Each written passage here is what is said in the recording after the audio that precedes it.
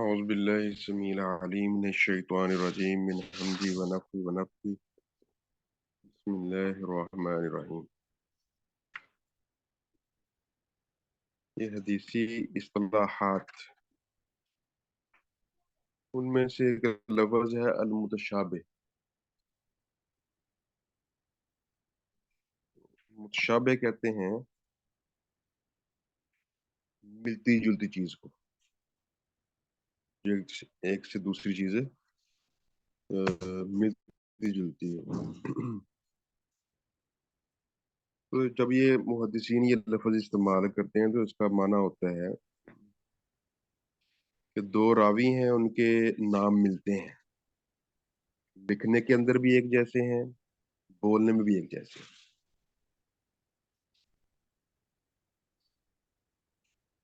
تو لکھنے اور بولنے میں دونوں میں ایک جیسے ہیں، لیکن جو باپ کا نام ہے، باپ کا نام لکھنے میں تو ایک جیسا ہے لیکن بولنے میں الگ الگ ہے، یا بولنے میں ایک جیسا ہے لکھنے میں الگ الگ ہے. تو یہ چیز ہوتی ہے اسے بولتے ہیں متشابہ. راویوں کے نام ملتے ہیں باہم آپس کے اندر، لیکن جو باپوں کے نام ہیں وہ لکھنے میں ایک جیسے، بولنے میں الگ الگ، یا بولنے میں ایک جیسے لکھنے میں الگ الگ. اس کی مثال مثلا محمد بن عقیل. اب محمد بن عقیل بھی ہے اور محمد بن عقیل.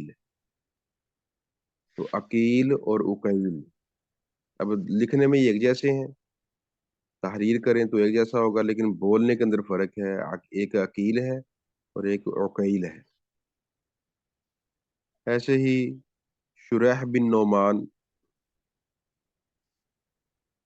تو سریج بن نعمان، شریح شین را یا ہا شریح، اور سریج سین را یا جیم سریج. تو اب یہاں پر باپوں کے نام متفق ہیں لیکن وہ بیٹوں کے نام جو ہیں وہ مختلف ہو گئے.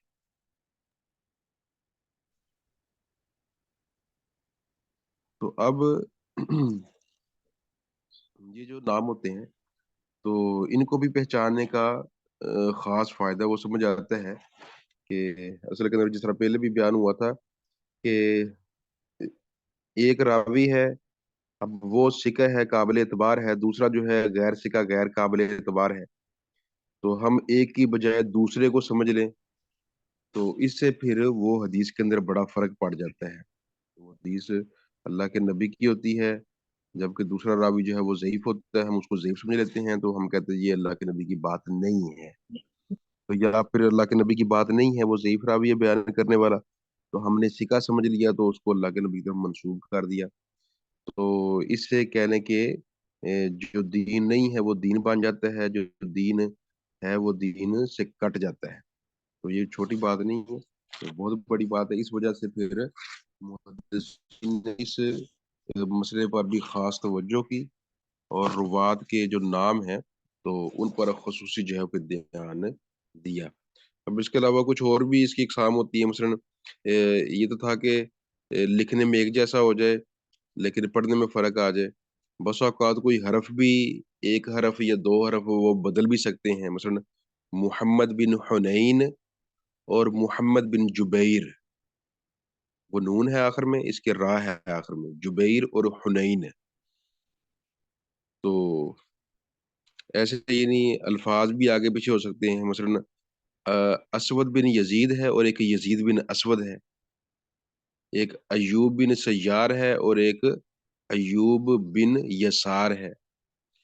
تو اس طرح کے مختلف نام ہیں جو بعض چیزوں کے اندر متفق ہوتے ہیں، ملتے ہوتے ہیں، اور بعضوں میں وہ مختلف ہوتے ہیں. حرف کا فرق پڑ گیا، یا حرف بھی سیم ہیں، برابر ہیں، لیکن تلفظ کا وہ الفاظ میں کمی بیشی ہو جاتی ہے. تو بہرحال یہ ایک موضوع ہے محدثین کا، حدیث کی اصطلاحات پر غور کرتے ہوئے، اس پر حکم لگاتے ہوئے تو اس پر انہوں نے خصوصی دھیان دیا ہے. تو جس طرح اس کی یعنی کہہ لیں کہ جو آپ کو بتایا کہ کس قدر یہ اہم ہے، اس کی اہمیت کے بارے میں آپ کو آگاہ کیا ہے. کہ جو دین نہیں وہ دین بن جاتا ہے، جو دین ہے وہ دین سے کٹ جاتا ہے اس کے اندر ذرا سی کوتاہی ہو جانے سے۔ تو لہٰذا یہ چھوٹی چھوٹی باتیں اور باریکیاں جو ہیں یہ دین پر بڑی اثر انداز ہوتی ہیں، لہٰذا ان پر خصوصی جو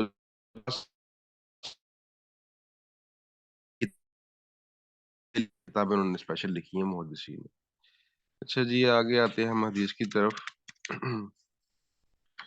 تو ہم حدیث پڑھتے ہیں برتنوں کے بارے میں کہ کون سے ناپاک ہیں، کون سے ناپاک ہوتے ہیں، ناقابل استعمال ہوتے ہیں۔ تو آج ہم حدیث پڑھیں گے وان عمران ابن حسین رضی اللہ عنہ۔ عمران بن حسین سے روایت ہے کہ بے شک نبی صلی اللہ علیہ وسلم، بے شک نبی و اصحابہ اور آپ کے صحابہ، توضعوا انہوں نے وضو کیا، من زیادت من شریکتن، مشکیزے مشرکہ اور مشکیزے سے وضو کیا۔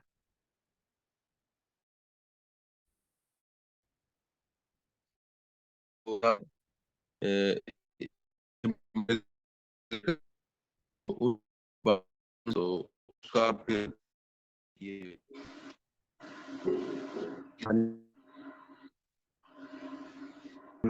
جو ہے بڑا چمڑے مشکل ہے جو چمڑوں کو تو جوڑتا ہے۔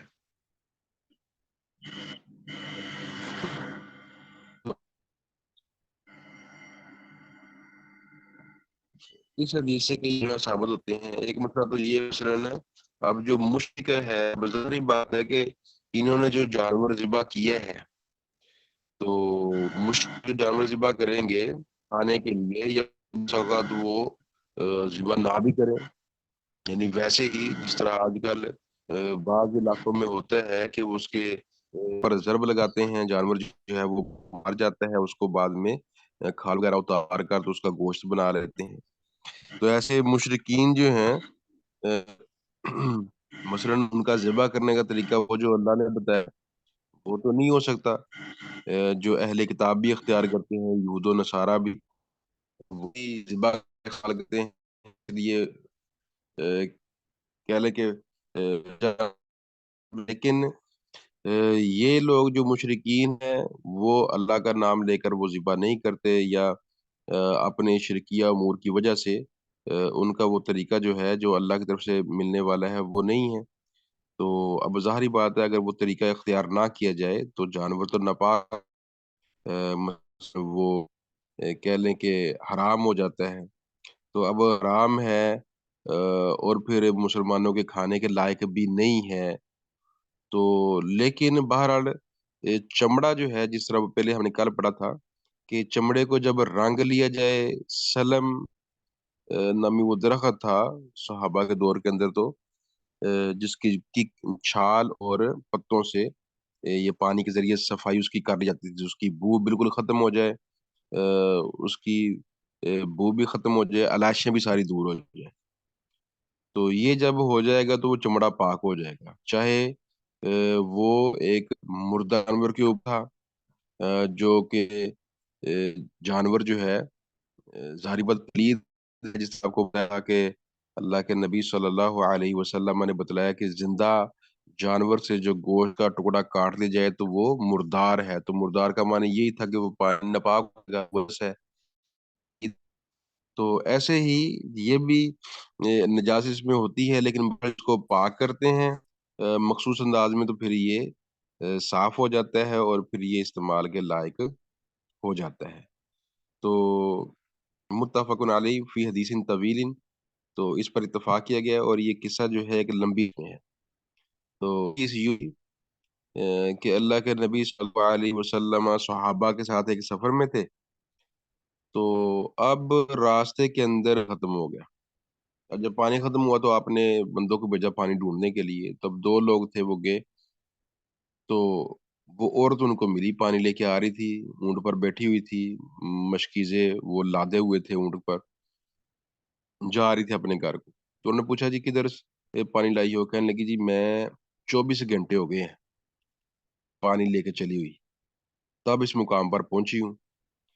تو جب انہوں نے سنا کہ پانی تو بہت دور ہے، 24 گھنٹے سے یہ چلی ہوئی ہے، تو اس نے کہا جی میرے پیچھے یعنی قبیلے کے لوگ آ رہے ہیں تو میں پہلے آگے آ گئی ہوں، تو ہم وہ لے کے اکٹھے چلے تھے، تو انہوں نے کہا جی پھر آؤ ہمارے ساتھ آؤ، تو اس کو ساتھ لے گئے، اور پھر اللہ کے نبی صلی اللہ علیہ وسلم نے کہہ لیں کہ وہ اس پر کچھ پڑا، مشکیزوں پر ان کا منہ کھولا، اس میں سے پانی لیا، پھر سارے صحابہ کو پانی تقسیم کیا نبی صلی اللہ علیہ وسلم نے، اور سب کو پانی تقسیم کرنے کے بعد پھر اس کی مشکیزیں جو تھے وہ ویسے کے ویسے ہی بھرے ہوئے تھے۔ یعنی یہ ایک خرق عادت کے برخلاف ایک واقعہ تھا کہ پانی بھی نکالا ہے، لیکن مشکیزیں جو ہیں وہ پہلے سے زیادہ بھرے ہوئے نظر آ رہے ہیں۔ تو پھر اسے کہا عورت کو دیکھ لو ہم نے تمہارا پانی کم نہیں کیا، تو یہ اپنا پانی سنبھال لو۔ تو پھر اللہ کے نبی صلی اللہ علیہ وسلم نے صحابہ سے کہا جی اس کو کچھ دو تحفے تحائف، تو پھر صحابہ نے راشن جمع کیا، کھجوریں اور جو کچھ ان کے پاس تھا، تو وہ اس کو جمع کر کے کپڑے میں باندھ دیا، اور وہ اس کی اونٹنی پر رکھ دیا اور اس کو اجازت دے دی جانے کی۔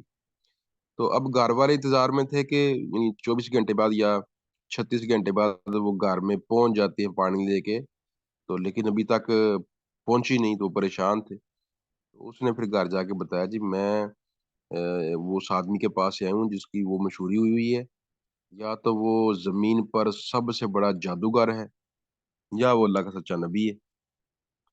تو بہرحال پھر اللہ کے نبی صلی اللہ علیہ وسلم، حدیث میں آتا ہے کہ اس کے بعد پھر دشمنی تو ہر جگہ تھی، اور ہر وقت خطرے میں رہتا تھا مدینہ کہ کب کہاں سے حملہ ہو جائے۔ سب اقوام جو ہے مسلمانوں کو کہہ لیں کہ ختم کرنے کے لیے ہر وقت آمادہ اور تیار رہتی تھیں، حملے ہوتے رہتے تھے۔ تو اب اللہ کے نبی صلی اللہ علیہ وسلم آپ بھی پھر ان کا علاج کرتے رہتے تھے، آج یہاں حملہ ہے تو کل کو وہاں پر حملہ ہے، وہ ادھر حملے کر رہے ہیں آپ ادھر، یعنی جنگ جاری تھی۔ تو پھر وہ دیکھتے ہیں وہ لوگ کہ وہ جو ان کی چھوٹی سی آبادی، ڈیرا تھا ان کا، تھوڑی سی آبادی تھی، چند گھر تھے، کہ اس کو چھوڑ کر ہر طرف حملے ہو رہے ہیں۔ اللہ کے نبی صلی اللہ علیہ وسلم کے لشکر آتے ہیں تو وہ اس آبادی کو کچھ نہیں کہتے جس آبادی کی عورت سے آپ نے پانی لیا تھا، پتہ لگ گیا تھا کس آبادی کی ہے، تو ارد گرد حملے ہو رہے ہیں، وہاں نہیں ہو رہے۔ تو اس عورت نے کہا جی یہ ہمیں لگ رہا ہے کہ جان بوجھ کر ہمیں چھوڑا جا رہا ہے، تو ورنہ چھوڑنے والی بات کوئی نہیں تھی، ہم پر حملہ نہیں ہو رہا، باقی ہر جگہ ہو رہے ہیں، تو یہ جان بوجھ کے ہمیں چھوڑ رہے ہیں۔ تو یہ تھا کہ وہ ذرا سی نیکی کی ہے، حالان اس کا گیا بھی کچھ نہیں ہے، تو صرف وقت ہی اس کا لگا ہے بس۔ تو وہ ذرا سی نیکی کی ہے، اس کا پاس اللہ کے نبی صلی اللہ علیہ وسلم نے اتنا کیا ہے کہ ان کو پھر بالکل چھوڑ ہی دیا۔ تو پھر اس عورت کی دعوت پر وہ لوگ سارے پھر مسلمان ہو گئے، اور اسلام انہوں نے قبول کر لیا ہے۔ تو بہرحال یہ ایک لمبی حدیث ہے جس کا ایک ٹکڑا جو ہے وہ یہاں پر ذکر کیا گیا ہے، جس طرح محدثین کی عادت ہوتی ہے کہ وہ اپنا مطلوبہ جو مسئلہ ہوتا ہے اس مسئلے کے بیان کے لیے پھر جتنا ان کو چاہیے ہوتا ہے ٹکڑا، اتنا وہ نکال کے اس کو درج کر لیتے ہیں مکمل حدیث سے، اشارہ کر دیتے ہیں کہ اگر آپ نے پڑھنی ہے تو فلانی جگہ پر آپ پڑھ سکتے ہیں۔ جس طرح یہاں پر بتا دیا کہ یہ بخاری مسلم کی ہے، تو اگر مکمل پڑھنی ہے تو وہاں پر وہ طویل حدیث ہے تو وہ آپ پڑھ سکتے ہیں۔ تو بہرحال اس حدیث سے کئی ایک باتیں جو ہیں وہ مثلا معلوم ہو جاتی ہیں۔ ایک تو پہلا مسئلہ یہی جو ہمارے اس باب کے متعلقہ ہیں، برتنوں کے متعلقہ، کہ جو برتن ہیں مشرکین کے، اہل کفر کے برتن، وہ بھی پاک ہی ہیں اگر وہ خیال رکھا گیا ہے ان امور کا کہ جو برتنوں کی طہارت اور صفائی کے لیے ضروری ہوتے ہیں، مثلا یہی کہ رنگنا، چمڑے کا برتن ہے تو وہ رنگنا اس کا یہی امر تھا جس کو ملحوظ رکھا جانا ضروری تھا۔ تو اگر اس امر کو ملحوظ رکھا گیا ہے تو پھر ان کے برتن بھی پاک ہیں۔ تو پیچھے جس طرح ہم نے حدیث پڑھی تھی کہ احتیاط چاہیے، اگر وہ لوگ خنزیر کا گوشت، شراب نوشی ان کے اندر عام ہے، تو پھر احتیاط چاہیے۔ اگر متبادل دستیاب ہیں تو وہ استعمال کر لیں، تو نہیں دستیاب تو پھر ان کو دھو کر آپ استعمال کر لیں۔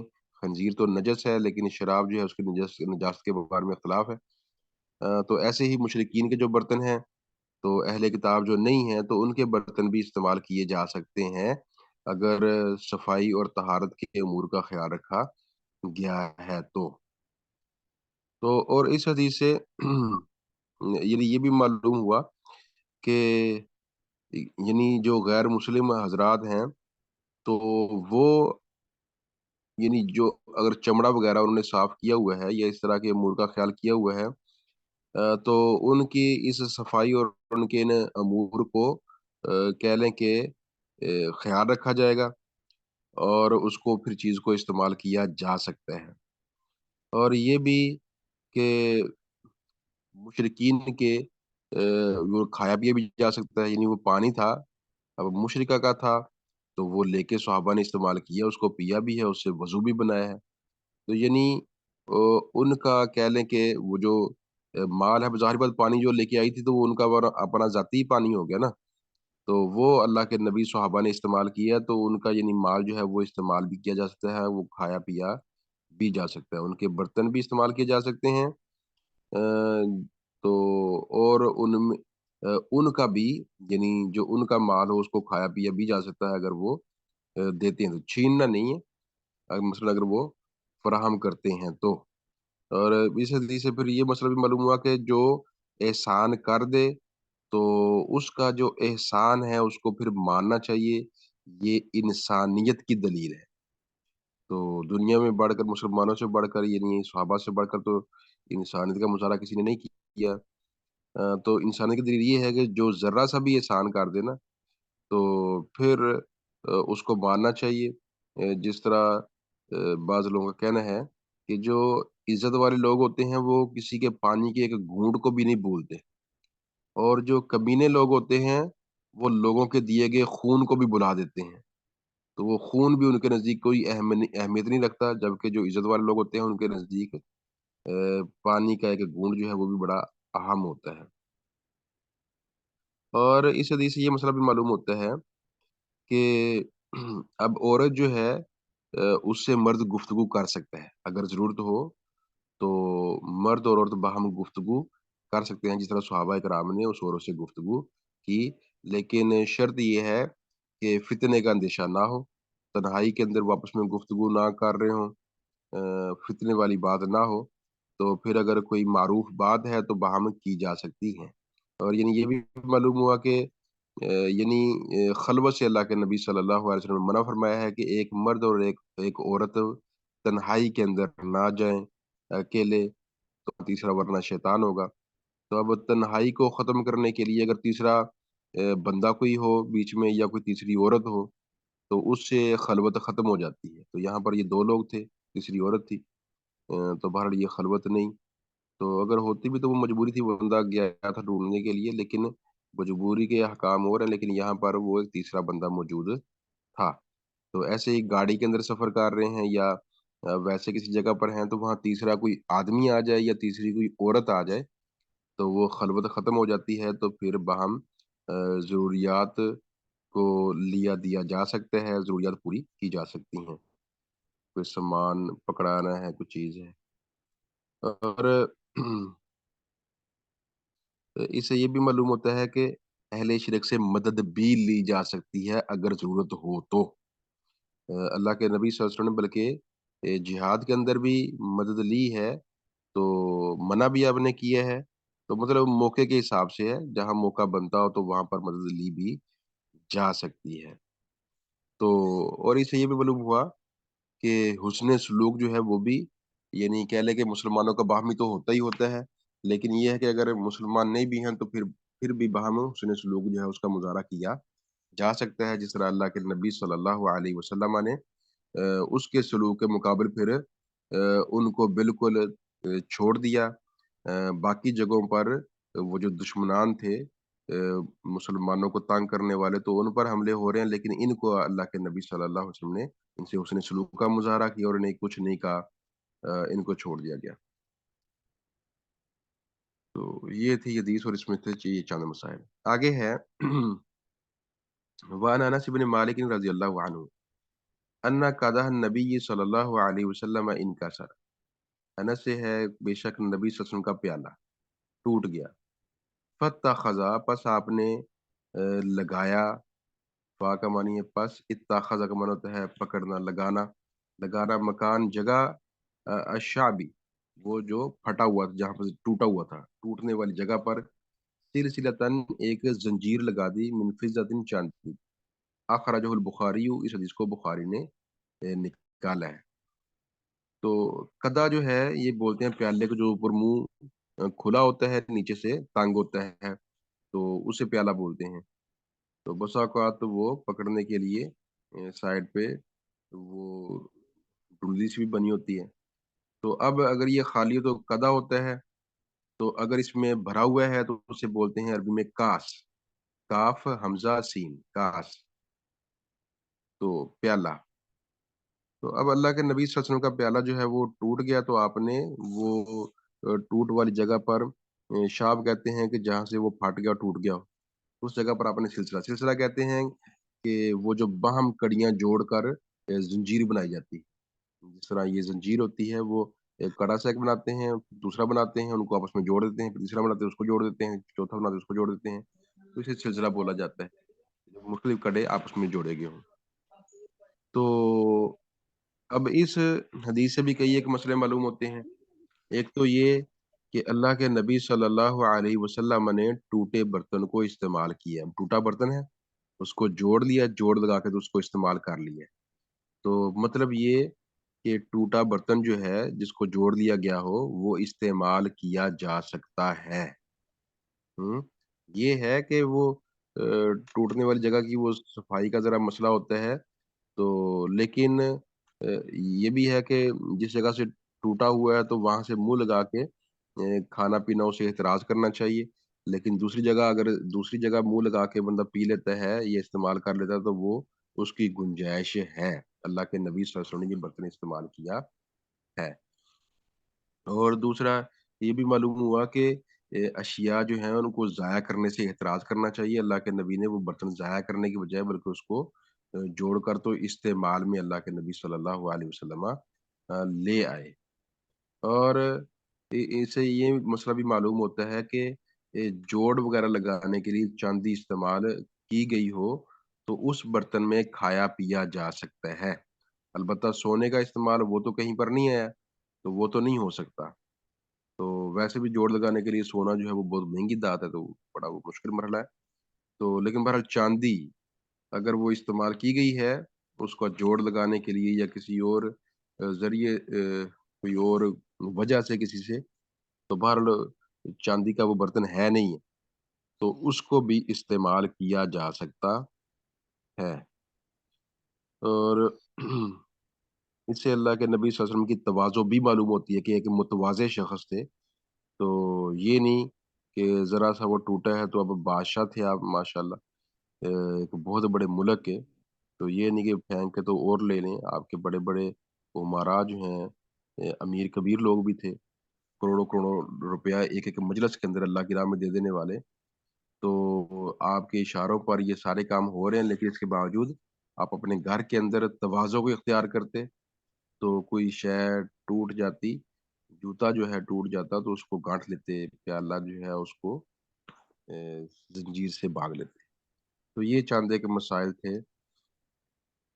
تو ان کو اللہ ہمیں سمجھنے کی اور عمل کی توفیق عطا فرمائے. ان کے بارے میں کوئی بات تو آپ کر سکتے.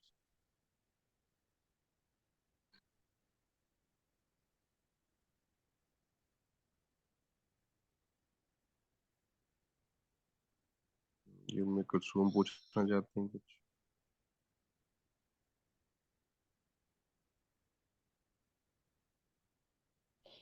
السلام علیکم. وعلیکم السلام ورحمۃ اللہ. اچھا، اس میں یہ جو یعنی پیالہ جو ہے اس سے کیا مراد ہے؟ پرانے زمانے میں تو مٹی کے برتن ہوتے تھے، تو پیالہ یعنی کس طرح سے ٹوٹا ہے تو وہ اس کو جوڑ سکتے ہیں؟ میں نے تو یہ سنا ہوا ہے کہ اگر کوئی کنارہ اگر ٹوٹا ہوا ہو تو وہ مکروہ ہے برتن اس کو استعمال نہ کریں، چائے وغیرہ پینے کے لیے یا اس طرح. وہاں جہاں سے ٹوٹا ہوا ہے نا وہاں سے منہ لگا کے اس کو استعمال کرنا یہ منع ہے. تو اگر آپ ٹوٹی ہوئی جگہ سے استعمال نہیں کریں، دوسری جگہ سے استعمال کر لیں تو وہ ٹھیک ہے پھر. تو باقی صرف مٹی کے نہیں ہوتے تھے برتن، मुख्तलिफ धातुओं के होते थे। तो मसलन पीतल के बर्तन भी होते थे, लकड़ी के बर्तन भी होते थे। तो इस तरह और भी दातें इस्तेमाल हो जाती हैं, जिस तरह ये चमड़े के बर्तन इस तरह के भी थे। तो मतलब मुख्तलिफ दांतों के बर्तन होते थे, मट्टी सिर्फ मट्टी नहीं थी। सोने चांदी के भी होते। हाँ जी, सोने चांदी के तो हराम थे, लेकिन बहरहाल दुनिया इस्तेमाल करती थी।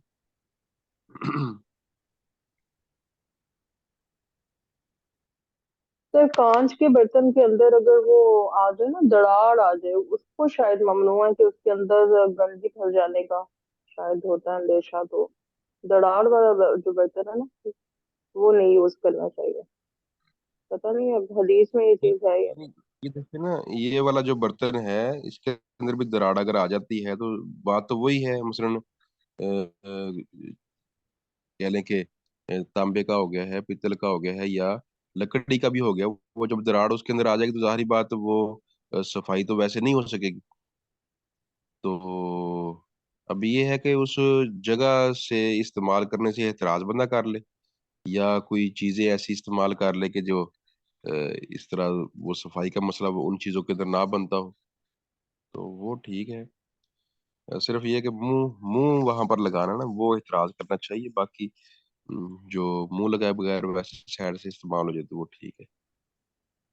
तो दरार तो मकसद किसी ये कि बर्तन के वो, अंदर भी आ जाए तो मसला ये है। मकसद ये कि पैसा जाया नहीं हो, उसको यूज कर सकते हैं, ड्राई चीजों में कर लें, लिक्विड में नहीं करें, इस हाँ जी, तरह ये से। ये ये भी ठीक है, बिल्कुल।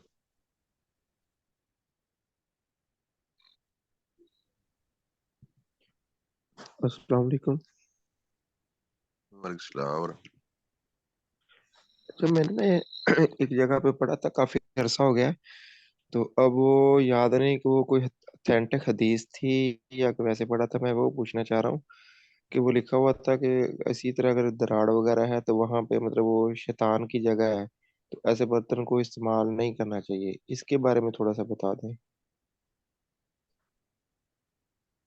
जहाँ से बर्तन टूटा हुआ हो ना, यानी तो कि वहां दराड़ उसके वगैरह। बाद हाँ जी, जहाँ से यानी दराड़ा ये टूटा हुआ है, तो वहां से मुंह लगा के इस्तेमाल करने से वहां से यानी एहतराज का कहा गया कि वहां परहेज किया जाए। तो बाकी अगर वहां से नहीं, दीगर जगह से मुंह लगा के इस्तेमाल कर रहे हैं, तो वहां तो किया जा सकता है। यानी इस हदीस से फिर मालूम हो गया कि बर्तन इस्तेमाल हो सकता है।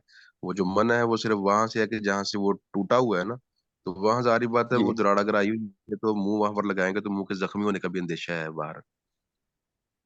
तो इस वजह से फिर, और वैसे भी वहां पर कोई जर्रात फंसे हो सकते हैं तो जो नुकसान दे सकते हैं, तो इसलिए वहां से अच्छा, परहेज तो कर लिया जाए। मैं मजीद मजीद ये पूछना चाहता था, जैसे वक्त और हालात के मुताबिक मतलब भी हुक्म भी तब्दील हो जाता है कि उस वक्त की बात और थी, अब तो ये घर घर में लेंगे मतलब 40-50 से ऊपर ही बर्तन होंगे। तो क्या मतलब ये अब नया ही बर्तन यूज करना चाहिए या कि उसी पुराने को ही यूज करें इस हदीस में लेकर?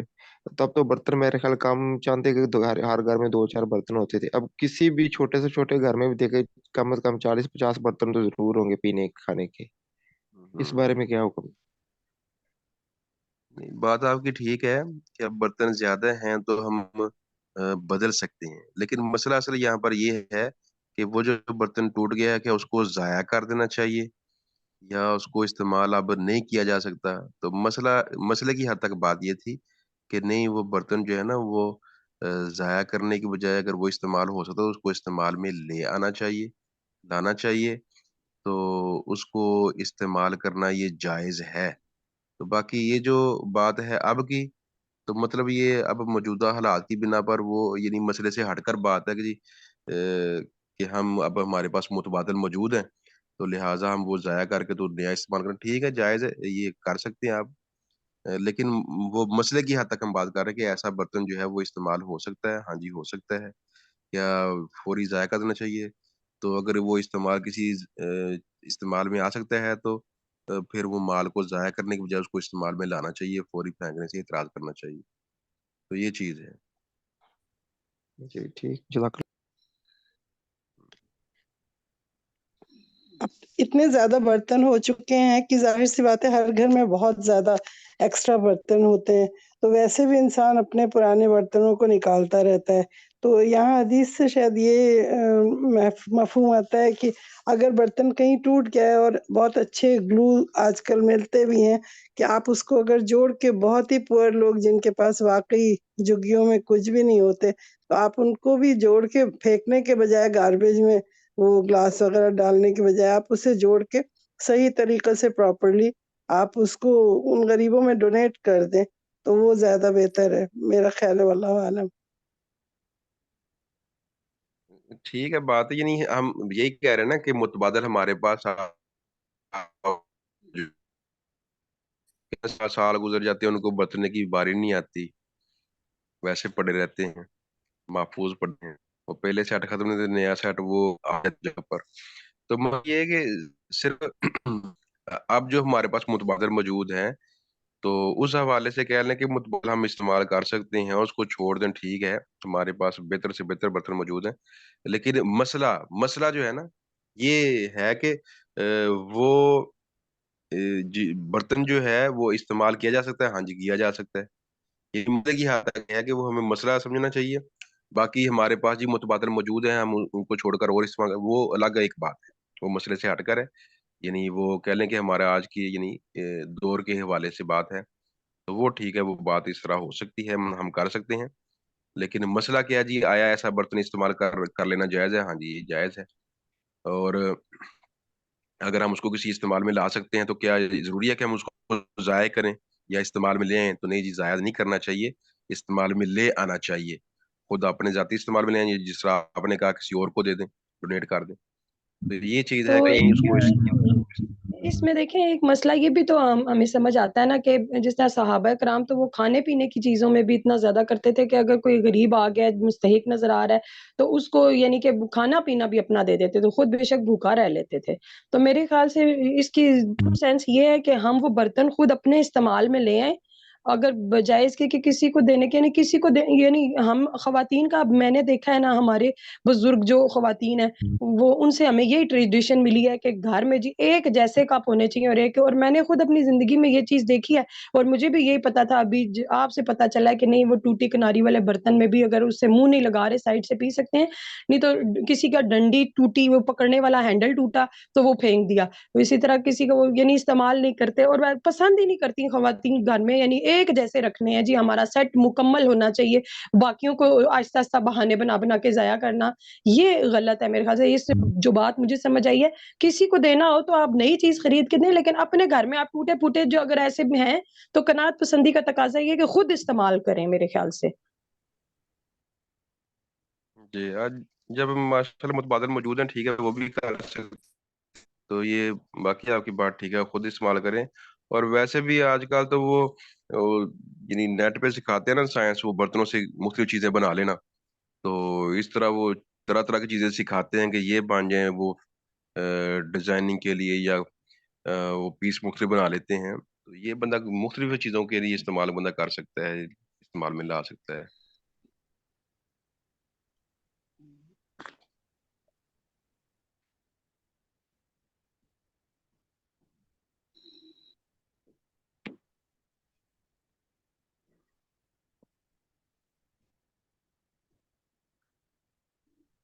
ہاں جی، میں کچھ مزید پوچھنا چاہتے ہیں کچھ؟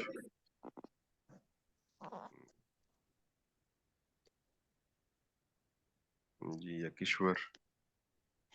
نہیں، بس اس بات سے یہ بات واضح ہو گئی ہے کہ اگر کوئی مجبوری ہے اور آپ کسی ایسی جگہ ہیں کہ جہاں واقعی اس کے ٹوٹے کے بغیر آپ کا چارہ نہیں ہے، تو وہاں آپ وہ چیز یوز کر لیں انسٹیڈ آف تھروئنگ اٹ، مطلب آپ اسے یوز کر سکتے ہیں، فتویٰ ہے یہ، مسٹ نہیں ہے، کسی پہ لازم نہیں کر دیا گیا ہے حدیث سے کہ نہیں تم کو ٹوٹا ہی استعمال کرنا ہے، ایسا نہیں ہے، بس یہ ہے کہ مطلب آپ کر سکتے ہیں، دونوں چوائس آپ کو اوپن فری ول ملی ہوئی ہے۔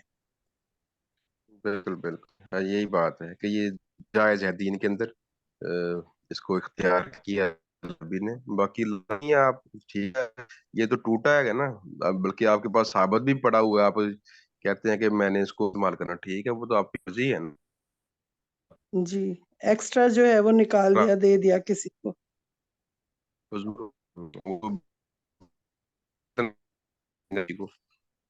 وہ اور اسراف سے انسان کو بچنا ہے. جس تو لیکن یہاں پہ استعمال کرنا کر سکتے ہیں، بلکہ کر لینا چاہیے. مختلف متبادل استعمال ہو سکتے ہیں، متبادل کو استعمال کر لے. جزاک اللہ خیر. ٹھیک ہے جی، پھر آئندہ انشاءاللہ کل سے. السلام علیکم ورحمۃ اللہ. وعلیکم السلام.